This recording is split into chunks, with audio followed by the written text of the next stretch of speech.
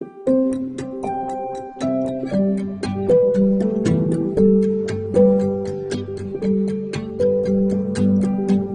bienvenidos a este repaso de Lección Juvenil Inverso, este video podcast. Este trimestre empezamos una nueva lección, unos nuevos temas que veremos con relación a la dadivosidad.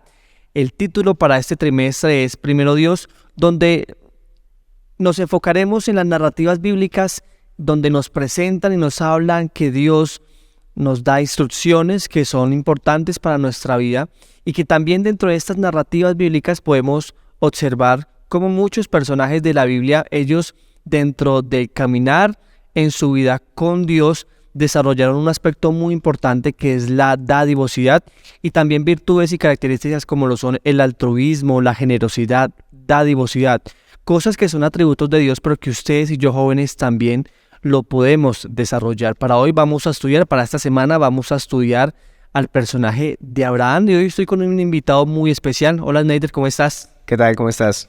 ¿Bien? Bien. Qué bueno, ¿a qué te dedicas, Snyder? Soy arquitecto, me gradué hace unos 6 meses. Hoy vamos con la ayuda de Dios. Qué bueno, te felicito. Gracias. Chévere, ya sabemos que hay un arquitecto para que les pueda apoyar en sus iglesias. Claro que sí, ahí estamos. ¿A qué te dedicas entonces? Realmente el tema de ser profesional adventista es un poco difícil por el tema del sábado. Okay. El tema de la construcción se maneja mucho con el sábado, Así es. Pero Dios no desampara. Hemos estado con proyectos independientes y de alguna u otra manera Dios siempre está presente. Bueno, tiene mucha relación con el tema que vamos a ver hoy de la confianza, ¿cierto? Claro, la confianza. Bueno, así es. Bueno, sin más preámbulo, pues empecemos a estudiar este repaso.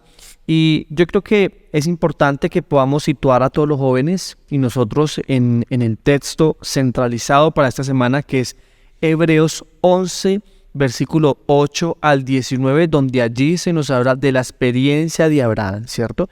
Y creo que nosotros lo hablábamos ahorita detrás de cámaras, cómo Abraham es un personaje de fe tan poderoso que sale del lugar donde está cómodo, donde está su familia, donde tiene su trabajo seguro, donde está su pensión asegurada, pero él sale con la confianza en Dios y lo único, digamos, la única información que tenía para validar esto era la palabra de Dios y para él eso era más que suficiente.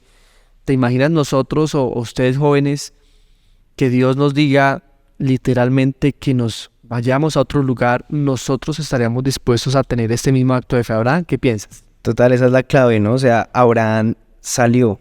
Por eso comenzar hablando la lección de Abraham como el dador fiel. Desde ese momento de entregar todo a Dios. Él tenía una seguridad en el lugar donde estaba.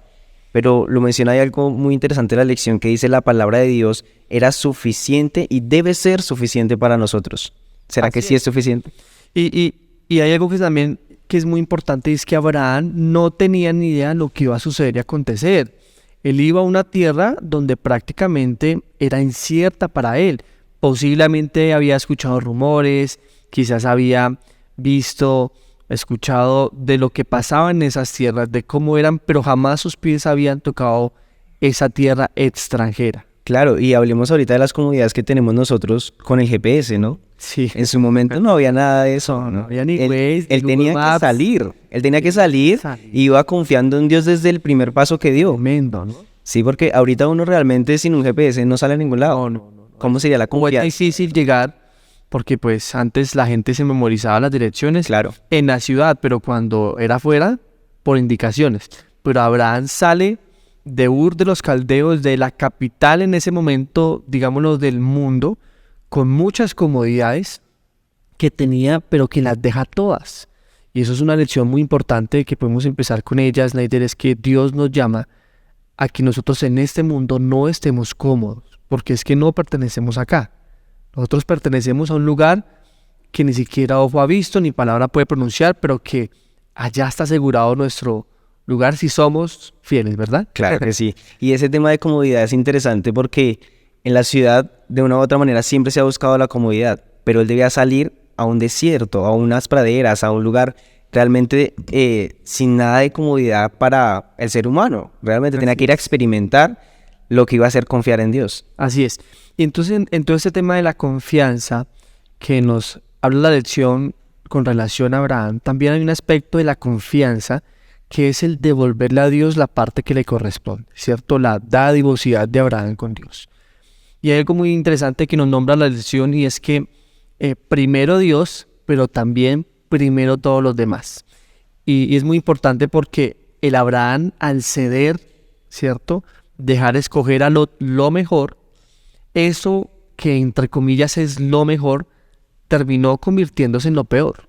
Sí, claro, o sea, realmente si vemos la consecuencia de la elección de Lot llevó a que su familia se perdiera, se logró salvar sus 2 hijas, pero realmente su familia como tal, todo lo que él había creado en esta ciudad se perdió, se consumió por una mala decisión. Así, y era lo mejor, o sea, lo mejor ante la vista, ante los ojos de nosotros como humanos, estar en un lugar donde hay exceso, bueno, no exceso, sino que hay mucho, como lo podríamos decir hoy en día, el sueño americano, ¿cierto? Donde abunda la leche y la miel, el dólar y... Nosotros creemos que eso es un lugar perfecto y lo mejor, pero en esos lugares nos podemos perder, ¿cierto? Y hay algo muy interesante acá y es que Dios nos llama a ser generadores de cambio.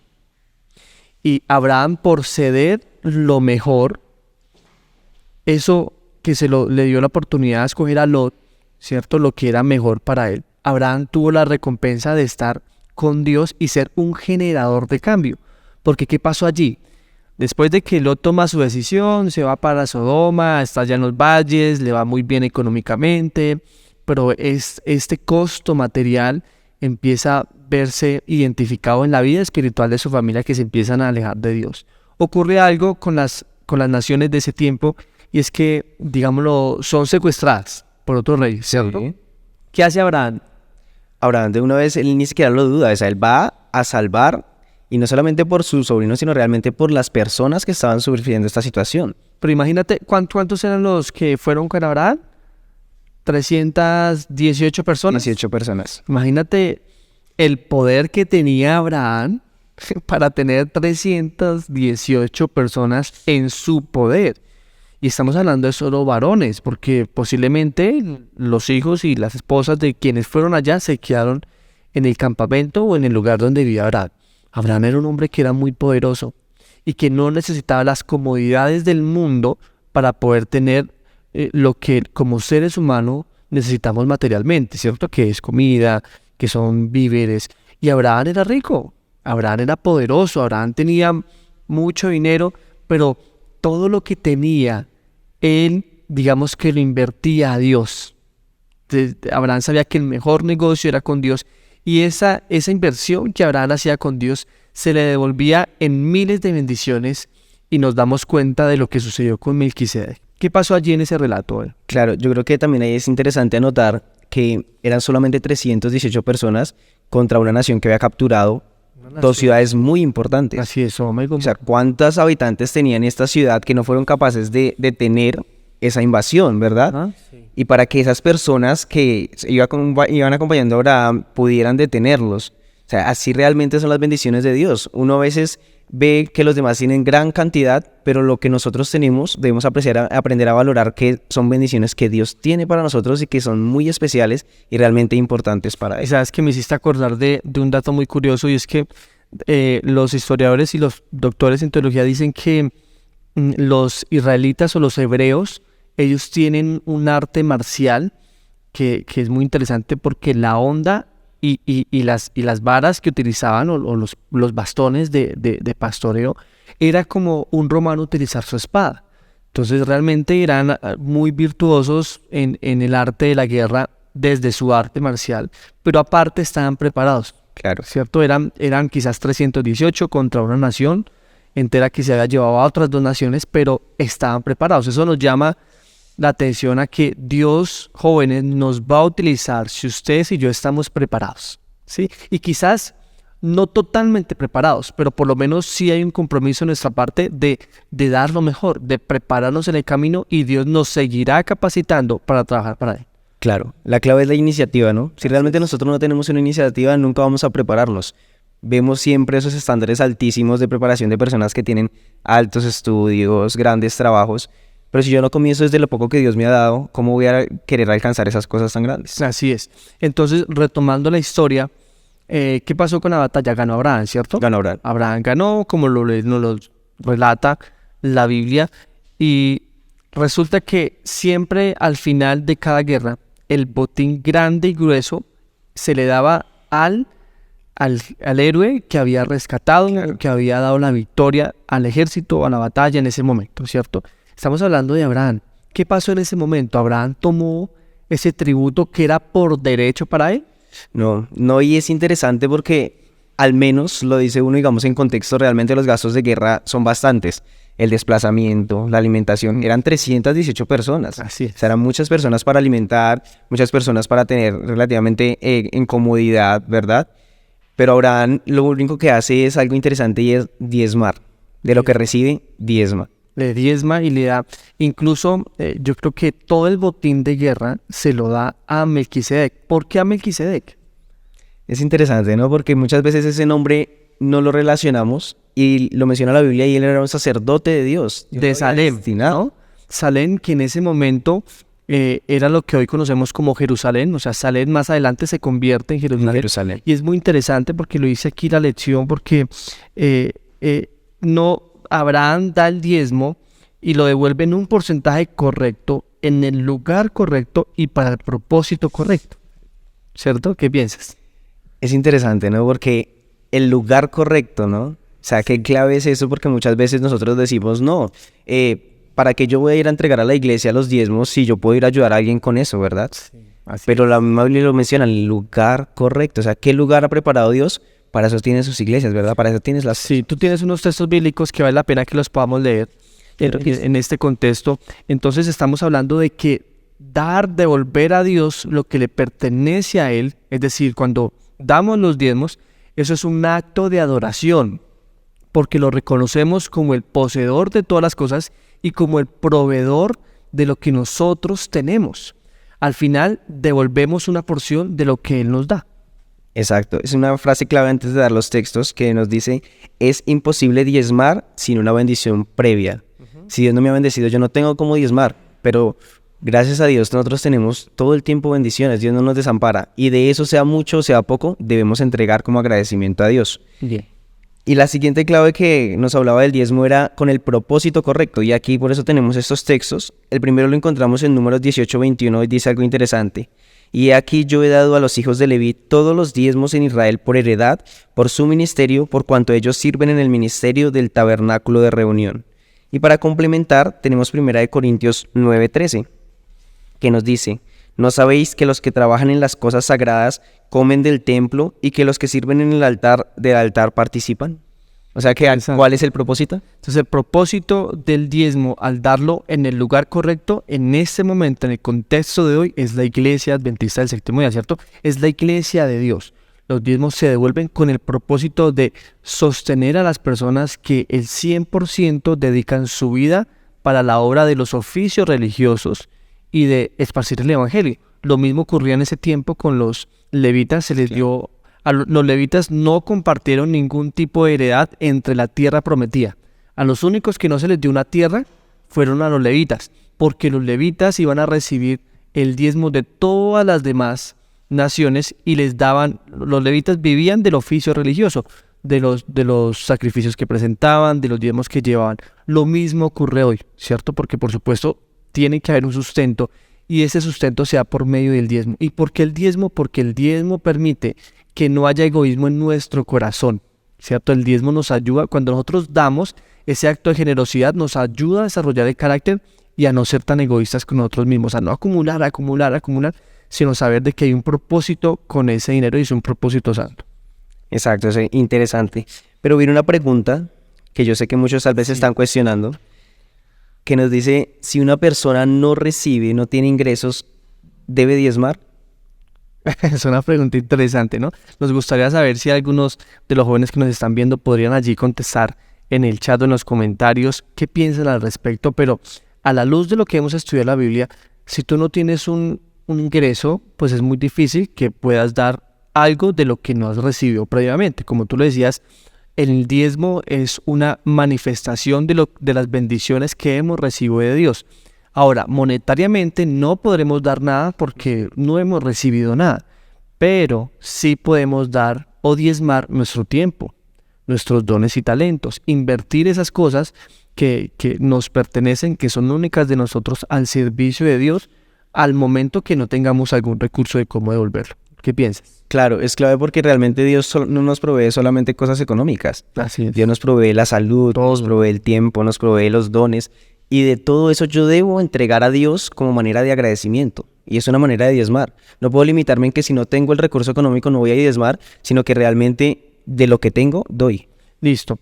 ¿Y qué les parece si desarrollamos esta otra pregunta, Snyder, que yo creo que ha sido muy debatida por mucho tiempo, que nosotros vamos a tratar de responderla en 2 minutos, pero que hay que tocarla. Hay que diezmar, bueno, con el ejemplo de Abraham en mente, hay que diezmar del neto o del bruto, ¿cierto? Es decir, del salario completo que nos llega o del salario con deducciones que nos llega finalmente a la palma de nuestra mano. ¿Qué piensas tú? Es difícil realmente, ¿no? Porque ¿cuál es el pensamiento que yo tengo? Entonces, reduzco todo de mi salario los gastos que tengo y de eso diezmo a Dios, ¿sí? Sí. Pero aprendemos según la historia de Abraham que es del bruto, de todo como tal de lo que yo recibo, ¿sí? Ya sea físicamente o por beneficio para mí, ¿sí? ¿Cómo pasa, digamos, en las empresas ahorita hacen deducciones desde un principio, desde que llegue como tal físicamente a tus manos? Pero entonces esa es tu parte de tu salario, te están pagando y te están dando para un bienestar para ti, así que realmente debo dar es del bruto de lo que yo estoy recibiendo. Sí, porque Abraham dio del bruto, él no tomó de lo que ganó, que era derecho para él, era un derecho tomar parte de ese botín, pero él lo dio bruto, ¿cierto? Él no sacó deducciones, él no sacó gastos de guerra, no, él lo dio todo. Entonces, para desmenuzar un poquito esta respuesta, vamos a dar un ejemplo. Digamos que tenemos un sueldo de 3 millones. De ese sueldo de 3 millones deben haber algunas deducciones que son salud, que son pensión, quizás, bueno, con ese monto aquí en Colombia no se tributa, pero sí, digamos, habría que tributarse, pagar impuestos, ¿cierto? Pero para el que tenga carro tiene que pagar impuestos de carro, el que tiene propiedad con ese salario tiene que pagar impuestos, ¿cierto? Nosotros normalmente se ha entendido en esta época que después de estas deducciones, lo que nos queda finalmente a la mano, de eso debemos diezmar, pero eso no es correcto. El principio bíblico nos enseña que el salario debe ser bruto, es decir, completo. ¿Por qué? Porque lo que es salud y pensión finalmente es un beneficio para nosotros. Exacto. Y los impuestos, ya sea directa o indirectamente, van a ser una realidad en nuestra vida, ¿cierto? O en nuestra sociedad, donde vivimos. Entonces, debemos diezmar el bruto. El bruto. ¿Cierto? ¿Alguna otra pregunta para desarrollar y terminar? Yo creo que es punto de rescatar la ofrenda extrema. ¿Qué estoy dispuesto yo a dejar? ¿Qué estoy dispuesto yo a entregar para seguir a Dios? Abraham dejó todo. Aún en el momento en que nació su hijo, por el que tanto había pedido, por el que tanto había esperado, y Dios le pide entregarlo, él no duda. Él no duda.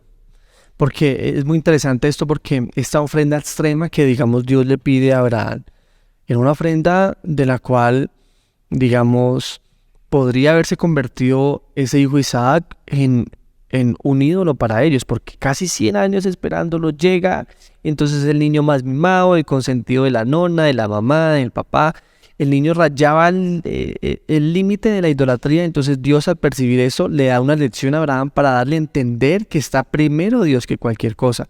Pero ahora Abraham, la fe tan grande en Dios le hace creer que incluso a un muerto Isaac, Dios tenía el poder de resucitarlo. Lo dice en Hebreos, en el versículo para esta semana, y se confirma la fe de Abraham, que Dios está por encima de cualquier cosa.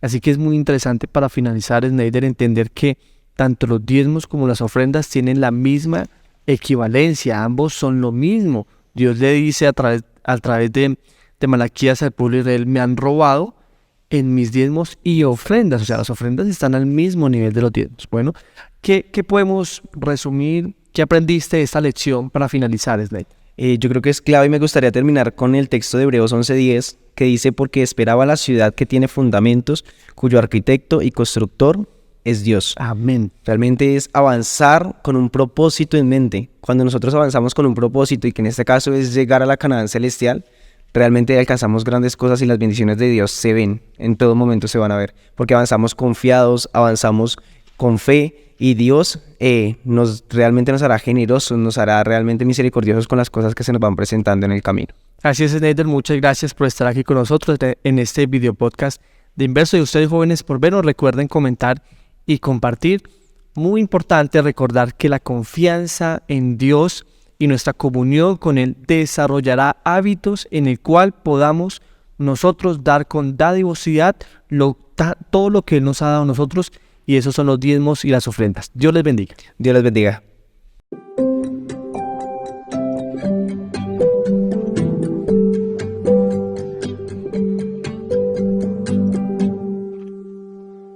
Para Abraham le era muy complicado explicarle a sus familiares y conocidos el por qué debía irse, pero Dios le había asegurado a Abraham lo que haría si él obedecía por fe, y Abraham fue fiel, y recibió cada recompensa de todas las promesas que Dios le había prometido.